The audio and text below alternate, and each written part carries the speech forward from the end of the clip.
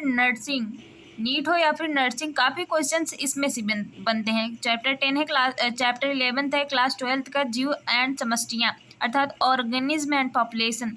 हम देखेंगे कि इकोलॉजी अर्थात पारितंत्र, इकोलॉजी पारिस्थितिकी में हम पारितंत्र का अध्ययन करते हैं। इकोसिस्टम पारिस्थितिक तंत्र में जैव प्लस अजैव घटक शामिल होते हैं। जैव जिसमें जीवन पाया जाता है जैसे पौधे जंतु, अजैव घटक में ताप जल वायु प्रकाश आते हैं। एक व्यष्टि समष्टि, एक जीव को ही व्यष्टि कहते हैं। व्यष्टि से समष्टि से समुदाय से पारितंत्र से जीवों से जैव मंडल बनता है। समष्टि पॉपुलेशन वह होता है जिसमें एक जाति के जीवों का समूह ही समष्टि होता है। ये अंतर्जनन इनब्रीडिंग दर्शाते हैं। समान भौगोलिक क्षेत्र में पाए जाते हैं, समान आहार खाते हैं, आहारों के लिए स्पर्धा होती है इनमें।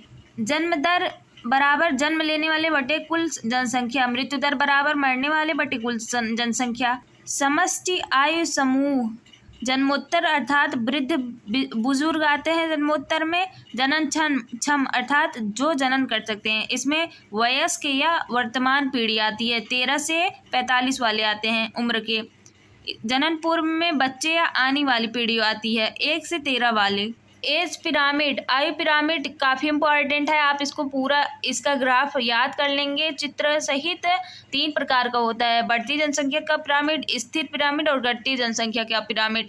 बढ़ती जनसंख्या के पिरामिड में जनन पूर्वों की संख्या अधिक होती है जननशील से। इसका आप ग्राफ, इसका चित्र देख लेंगे। जनन पूर्व आता है बहुत की मतलब नीट और एम्स नर्सिंग में ऐसे चित्र दे दिया जाएगा और पूछा जाएगा कि कौन सा है, मतलब बढ़ती जनसंख्या का है, स्थिर है या फिर कौन सा है। तो आप देखेंगे बढ़ती जनसंख्या का पिरामिड त्रिभुजाकार होता है।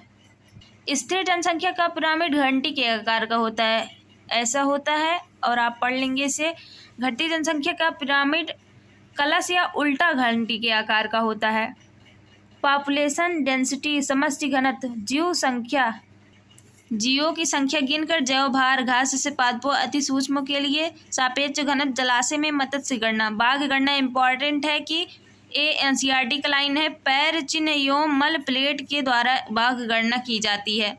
समष्टि घनत्व को प्रभावित करने वाले कारक, यदि जन्म दर बढ़ता है तो समष्टि घनत्व बढ़ता है, मृत्यु दर घटता है तो समष्टि घनत्व घटता है, अप्रवासन बढ़ता है तो समष्टि घनत्व बढ़ता है, उत्प्रवासन बढ़ता है तो समष्टि घनत्व घटता है।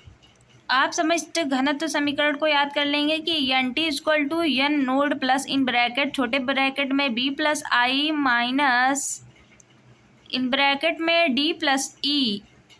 ये भी पेपर में आता है, काफ़ी इंपॉर्टेंट है, आप इसे याद कर लेंगे। लोग अक्सर भूल जाते हैं कि इन ब्रैकेट के अंदर क्या था बाहर क्या था, इसको आप याद कर लेंगे कि N T equal to N naught plus in bracket छोटे ब्रैकेट में B plus I minus in bracket में डी प्लस ई ब्रैकेट बंद। समष्टि वृद्धि मॉडल 2 प्रकार का होता है, चरघातांकी वृद्धि और संभार तंत्र। चरघातांकी वृद्धि में असीमित संसाधन होते हैं, वास्तविक मॉडल नहीं बनता, वक्र जे आकार का होता है। dn बटा dt इक्वल टू RN संभार तंत्र दूसरा है, इसमें सीमित संसाधन होते हैं, वास्तविक वृद्धि मॉडल होता है, वक्र यस आकार का बनता है। 3 मई नीट के एग्जाम में आया था, पहचानने के लिए कौन सा सही है। dn बटा dt equal to RN in bracket k minus N बटा के यहाँ पर पोषण क्षमता है, आर प्राकृतिक वृत्त इंटरजेनिक दर है, dt यहाँ पर dn dt विभुष्ट पर लॉजिस्टिक वृद्धि है। ये रहा हमारा समष्टि वृद्धि मॉडल का ग्राफ। ये जे आकार का ग्राफ हमारा है चरघातांकी ग्राफ और यस आकार का ग्राफ हमारा संभार तंत्र ग्राफ है, आप इसे याद कर लेंगे। समष्टि पारस्परिक क्रिया को देखेंगे, इंपॉर्टेंट है। सहजीविता में दोनों जातियों का लाभ होता है, इसका एग्जाम्पल लाइकेन, माइकोराइजा, पादप पुष्प एवं कीट संबंध, अंजीर एवं बर का संबंध, युका पादप एवं स्लभ कीट संबंध। सहभोजिता में एक जाति को लाभ, एक को ना ही लाभ होगा ना ही हानि, जैसे अधिपादप एवं आम, जैसे कि बगुला एवं मवेशी। जैसे अगर किसी चारण पशु के पीठ पर देखेंगे बगुला बैठा रहता है, इसमें बगुले को फायदा हो जाता है कि अपना शिकार करने में, तथा मवेशी को ना ही हानि होती है, कोई ना ही लाभ होता है। और पूरा उदाहरण पढ़ के याद कर लेंगे। परजीविता के अंतर्गत एक को लाभ एक को हानि होता है। इसमें एक परजीवी होता है, एक परपोषी। परजीवी दूसरे जीव पर निर्भर रहते हैं भोजन आवास के लिए। उच्च जनन क्षमता इसमें पाई जाती है। पाचन तंत्र अल्प विकसित या अनुपस्थित होता है। चूसक अंग प्लस हुक उपस्थित होता है। परजीवी दो प्रकार के होते हैं, बाह्य परजीवी, अंतः परजीवी। बाह्य परजीवी का उदाहरण ये सब हैं, जैसे खटमल, चिचड़ी, जू टिक्स, अमरबेल। और अंतः परजीवी एंडोपैरासाइट के एस्केरिस, लीवर फ्लू, प्लाज्मोडियम है। ब्रूड पैरासिटिज्म अर्थात अंड परजीविता। कोयल को इसमें लाभ होगा, कौवे को हानि होगा। अंडे कोयल अपने अंडे कौवे के घोंसले में देती है।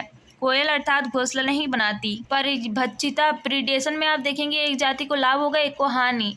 इसमें एक परभक्षी होता है, एक शिकार होता है। एग्जाम्पल इसका बिल्ली व चूहा, बाघ व हिरण, गौरैया पक्षी व बीज, सर्प व मेढक। शिकार स्वयं के बचाव के लिए उपाय करते हैं, जैसे जंतु और पादप दोनों करते हैं। जंतु रंग बदलकर छद्मावरण दर्शाते हैं, जैसे कीट व मेढक। विषैले पदार्थ प्रभावित करते हैं, जैसे मोनार्क तितली। पादप चल फिर नहीं सकते, अपना रंग नहीं बदल सकते, इसलिए इनमें ए प्रकार के होते हैं। बबूल नागफनी में कांटे पाए जाते हैं अपने बचाव के लिए।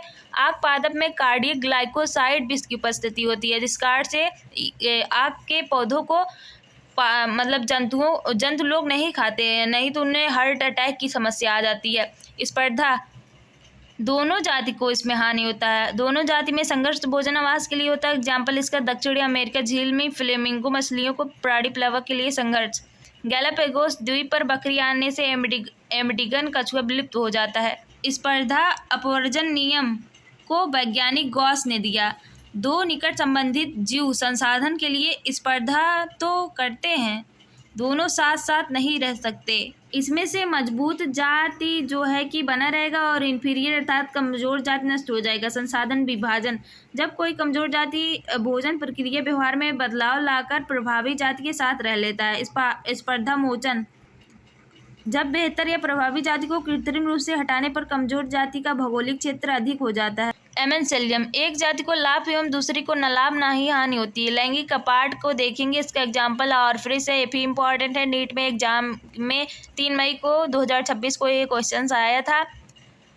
ऑर्फस का आकार, रंग, गंध मादा मधुमक्खी के समान होता है। ऑर्फस एक प्रकार का पौधा है जिससे नर मधुकूट मैथुन करता है, जिससे परागण स्थानांतरित होता है, जिससे परागण होता है। यह सजीवता एवं सह विकास का उदाहरण है। जीवन वृंत अर्थात जनन करने की क्षमता। सालमन मछली व बास एक ही बार जनन करते हैं। स्तनधारी व पक्षी अनेक बार। ऑयस्टर एवं पेलेजिक फिश अधिक संख्या में छोटी छोटी संतति उत्पन्न करते हैं। स्तनधारी कम संख्या में बड़े आकार की संतति उत्पन्न करते हैं। पारिस्थितिक अध्ययन के उद्देश्य अलैंगिक प्रजनन से उत्पन्न व्यक्तियों के समूह ही समष्टि हैं। अगर आपको और भी चाहिए होगा कि शॉर्ट नोट 11th का या फिर 12th के कोई भी चैप्टर आपको समझ नहीं आ रहे हैं तो कमेंट जरूर करके बताना है, लाइक भी कर देना यार। यदि आपको जीके भी पढ़ना है एम्स नर्सिंग के लिए तो सब्सक्राइब कर लेना चैनल को। वीडियो पसंद आए कमेंट जरूर कर देना। Okay bye.